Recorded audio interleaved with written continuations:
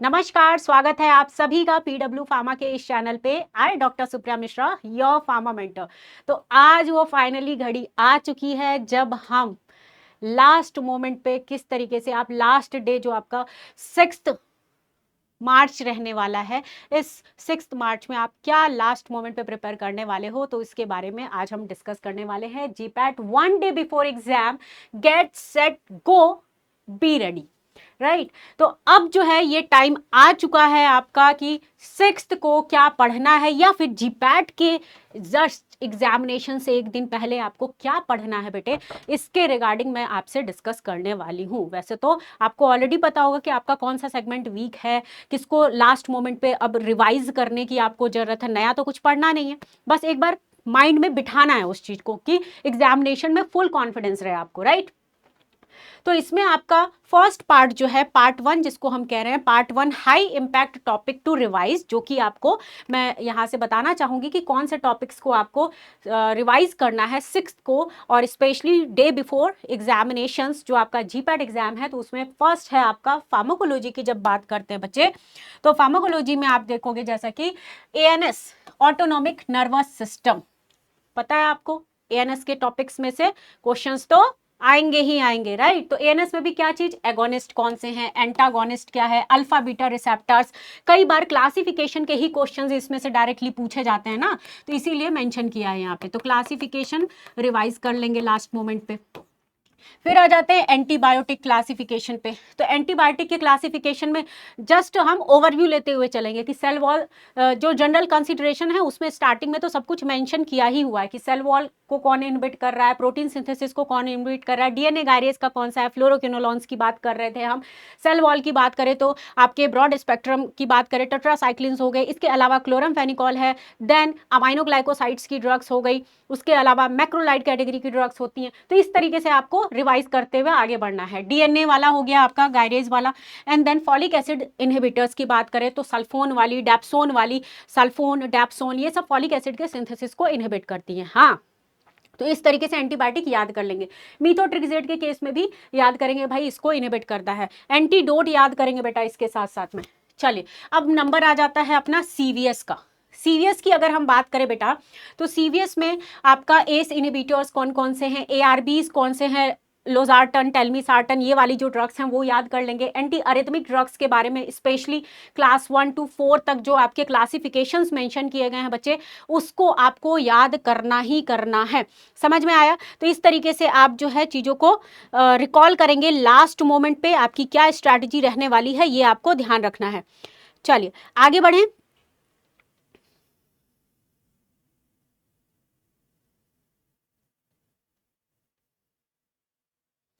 आगे बढ़े बेटा, तो अगर हम बात करते हैं आपके,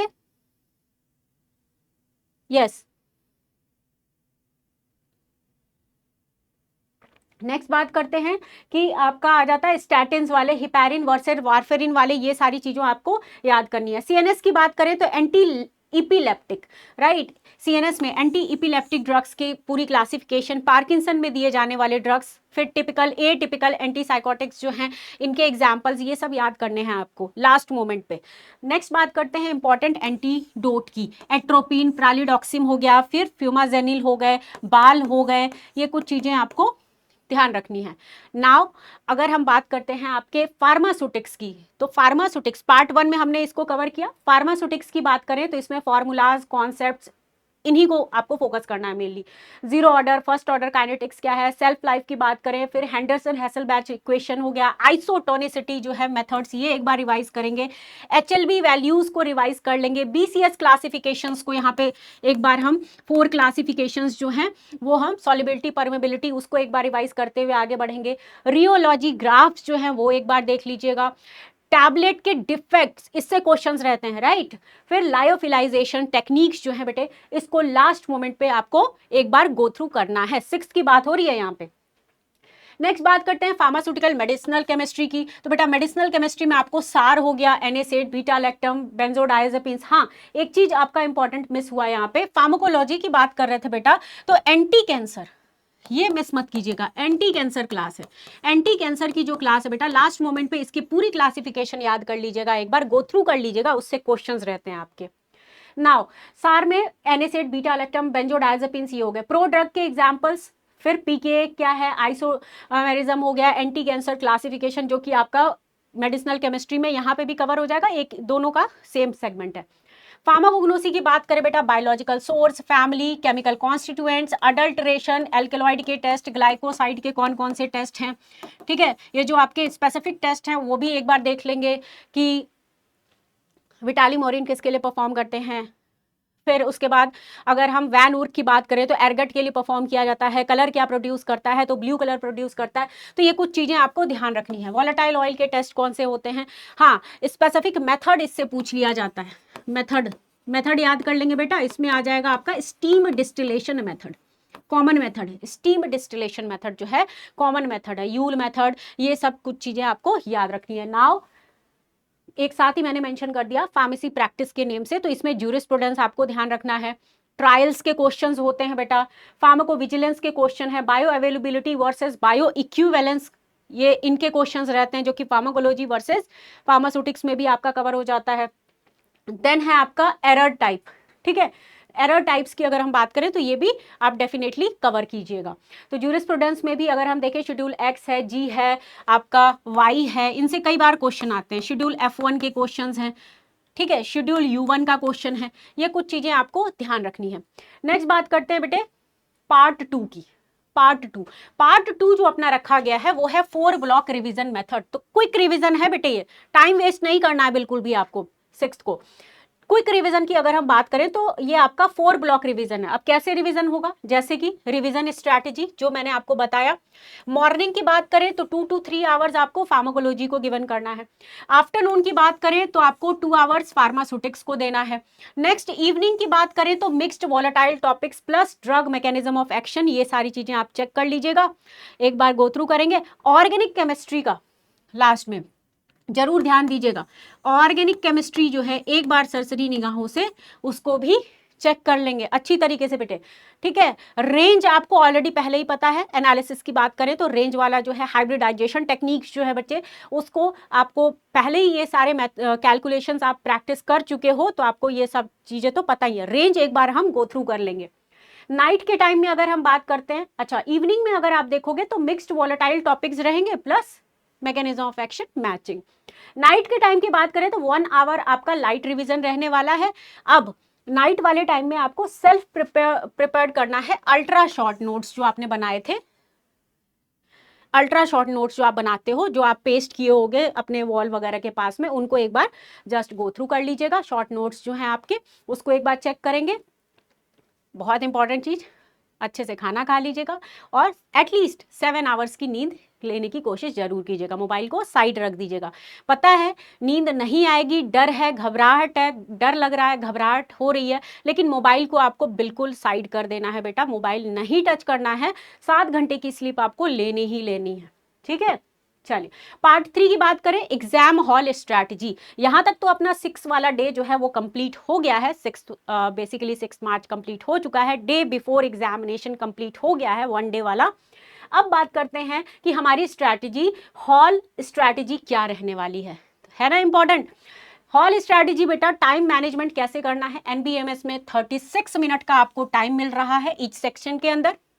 एग्जाम ड्यूरेशन 180 मिनट का रहने वाला है।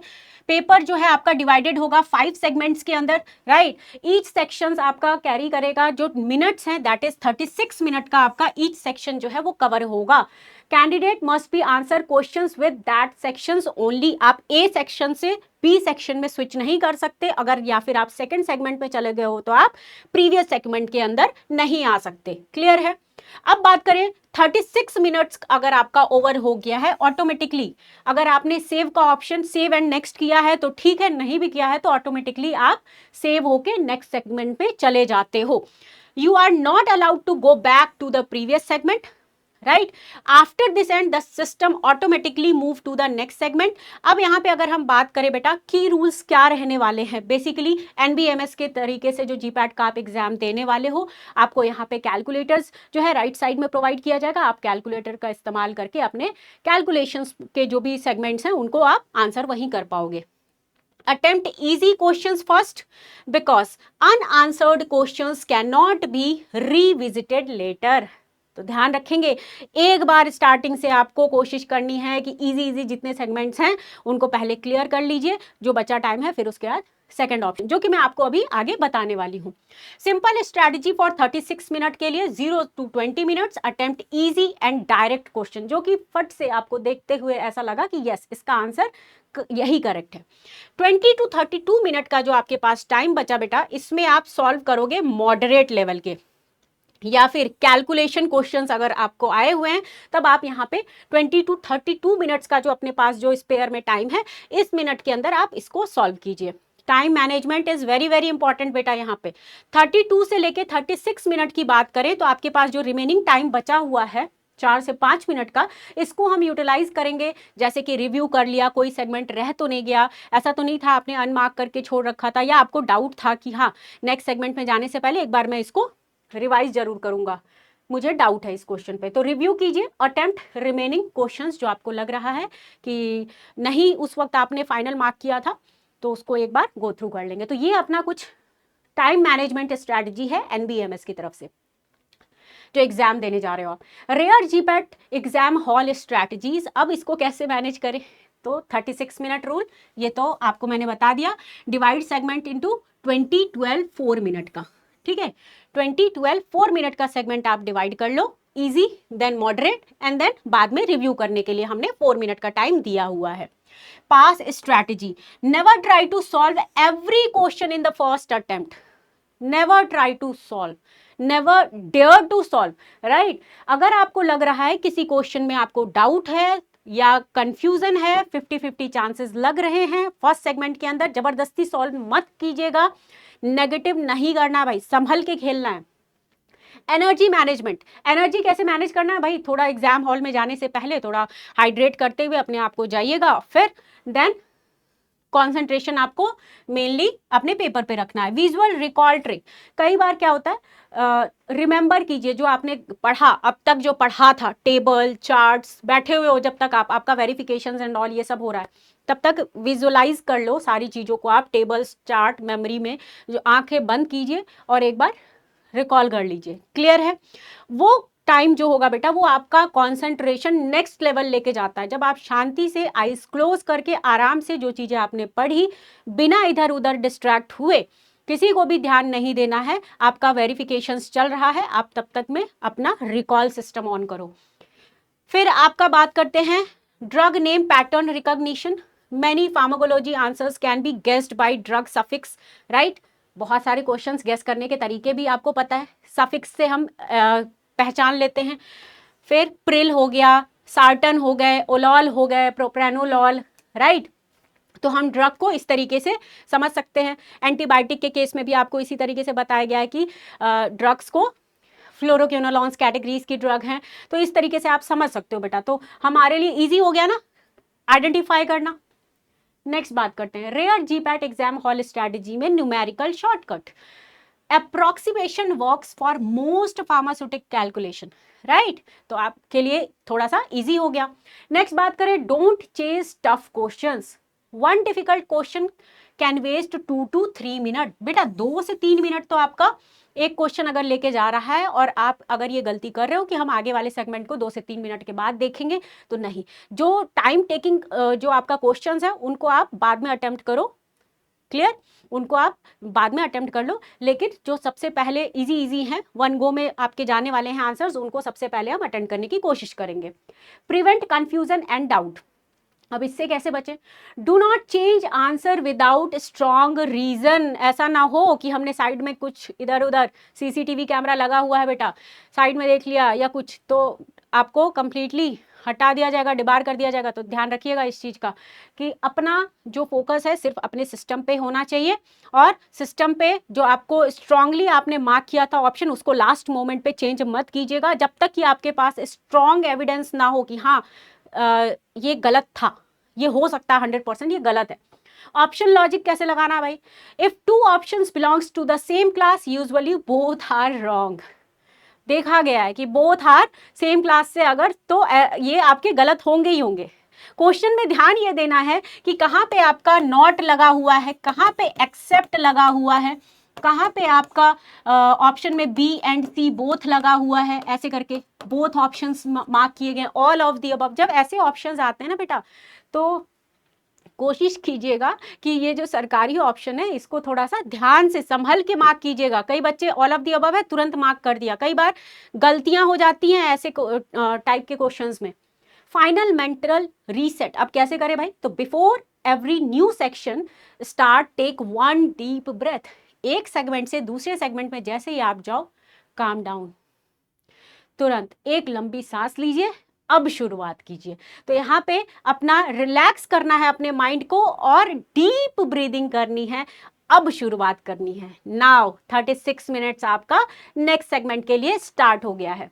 तो ये कुछ था अपना regarding one day before and examination hall में जब आप जाओगे तो उस वक्त क्या आपको स्ट्रैटेजी बनाए रखनी है, संयम के साथ काम लेना है, ये हम यहाँ पे जानते हैं। और थोड़ा सा मेरा काम ये था कि आपको एक बार बेटा बताना, क्योंकि कई बार हम क्या होता है कि जानते सब कुछ है लेकिन हम नेग्लेक्ट कर देते हैं उस चीज़ को। तो ये नेग्लिजेंसी जो है बहुत बड़ा आप कह सकते हो कि आपके लिए चैलेंज बन के उभर आ सकता है। तो ये कुछ छोटी छोटी चीज़ें थी बेटा जो मेरे एंड से आपको बतानी जरूरी थी, तो ये मैंने कोशिश करी है। चलिए जी, तो फाइनल कॉल ले लेते हैं एक बार। तो फाइनल कॉल आपके लिए बेटा, ये आप ही रीड करो क्या है भाई। तो फाइनल कॉल है, आई हैव प्रिपेयर्ड एनफ। आपने एनफ प्रिपरेशन करी है, साल भर मेहनत करी है, ठीक है। सब कुछ पढ़ना जरूरी नहीं था, जितना आपने पढ़ा आपने लॉजिक के साथ क्लियर पढ़ा है, एकदम सॉलिड पढ़ा हुआ है। तो यहाँ पे do not need to know everything, just need to stay calm and accurate. Stay calm, accuracy के साथ जाएंगे, हबड़ दिमाग में नहीं होना चाहिए। बहुत ही आराम से अपने आप को रिप्रेजेंट करना है आपको उस 3 घंटे के अंदर, ठीक है। तो कॉन्फिडेंस रखना बेटा। Tomorrow I perform with clarity and confidence. तो ये रात में जब आप सोने जाओगे बेटे तो थोड़ा अपने आप को भी बूस्ट कीजिएगा, क्योंकि हमारा माइंड जो है हमें बहुत ज़्यादा सुनता है, उसको इस माइंड को जो हम बोल रहे होते हैं इसकी बहुत ज़्यादा ज़रूरत होती है, ठीक है। उसी तरीके से ये एक्ट करेगा। तो जब आप सोने जाओ तो ये कुछ चीज़ें अपने आप को हौसला देना, हिम्मत देना, क्योंकि दुनिया का कोई भी ऐसा इंसान नहीं जो हमें खुद जो है हौसला दे सके। तो कोई भी अगर आप एक्सेप्ट नहीं करना चाहोगे तो आप किसी की बात आपको सुनाई नहीं देगी, लेकिन हाँ अगर आप एक्सेप्ट करने की कोशिश करोगे तो सबसे पहले मन की बात, अपनी जो खुद की बात है वो हमें सबसे पहले सुनाई देती है, उसके बाद किसी और की। तो बेसिकली सबकी सुनो, करो अपने मन की। तो मन को एक बार लास्ट में जब आप नाइट में सोने जा रहे होगे तो कॉन्फिडेंस जरूर देना बेटा, और ये कॉन्फिडेंस आपको डेफिनेटली आपके एग्जाम हॉल में आपको देखने को मिलेगा कि किस तरीके से आपका माइंड जो है एकदम शार्पली एक्ट करेगा। The battle ahead is all about your attitude बेटा, attitude matters like towards the examination. Believe in yourself, you can do it. All the best my dear students, all the best my dear champs, जो कि आप finally जिस exam के लिए जा रहे हो आपको सिर्फ पेशेंस रखना है, क्योंकि आपने सब पढ़ा है, आपको सब पता है। अब बस थोड़ा सा ध्यान रखना है कि हम जल्दबाजी में कोई छोटी मोटी गलतियां ना कर दें।